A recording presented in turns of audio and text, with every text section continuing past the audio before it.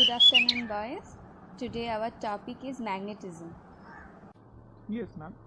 Can anybody explain what is magnetism? Ma'am, magnetism is a physical phenomenon which is expressed by some special kind of objects called magnets. Okay, but why a magnetic substance does not show such kind of phenomenon? Ma'am, can you explain please what is magnetic substance? Magnets attract magnetic substances like iron, nickel, cobalt, etc. due to property of attraction. But a magnetic substance doesn't show the properties which are shown by a magnet. A magnet can induce magnetism in the magnetic substances. Now, the question is, why a magnetic substance doesn't show magnetism?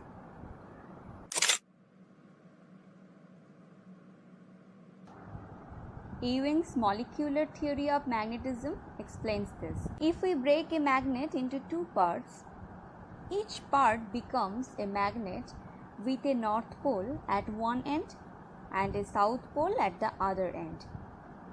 If we break it further, we observe the same behavior.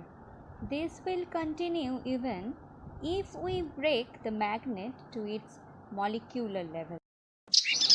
Now, each molecule of a magnetic substance is an independent magnet irrespective of whether the substance is magnetized or not. These tiny magnets are called molecular magnets. In an unmagnetized state, the molecular magnets are arranged in random manner. Therefore, the net magnetic effect is zero.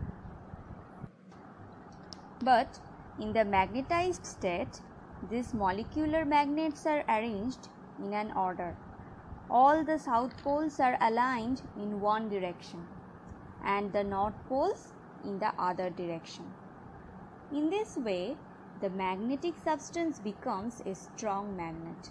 Ma'am, can we align all the molecular magnets in one direction? In general, perfect alignment of all the molecular magnets in the entire magnet is difficult to obtain.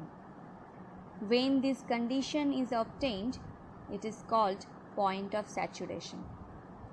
And magnetizing the magnet further cannot increase the strength of the magnet. These postulates are known as Ewing's molecular theory. Ma'am, I understood that each molecule of a magnetic substance is itself a complete magnet. But why do the individual molecules of a magnetic substance, like iron, behave as tiny magnets? Okay, very good question. Ewing's molecular theory couldn't explain that. It also failed to explain why the molecules of non-magnetic substances like brass do not behave like magnets. The theory couldn't explain the fact that substances like bismuth, copper are repelled by strong magnets. The modern electron theory offers an explanation to this.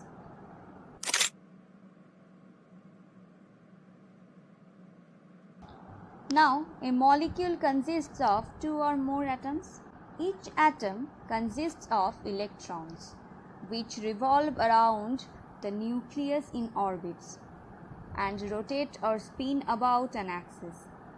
Since electrons carry negative charge, the orbital and spin motion of electrons give rise to electric current, which produces a magnetic field. As each molecule behaves like a tiny magnet and it can produce magnetic field, so we can call it a magnetic dipole. For substances like iron, the net magnetic moment due to a molecule is not zero. Hence, they are magnetic in nature. But the net magnetic moment due to a molecule is zero in wood. Hence, it is a non-magnetic. Ma'am, then does a current carrying solenoid have magnetic moment? Of course, it has. A linear solenoid carrying current is equivalent to a bar magnet. Therefore, it must have a magnetic moment.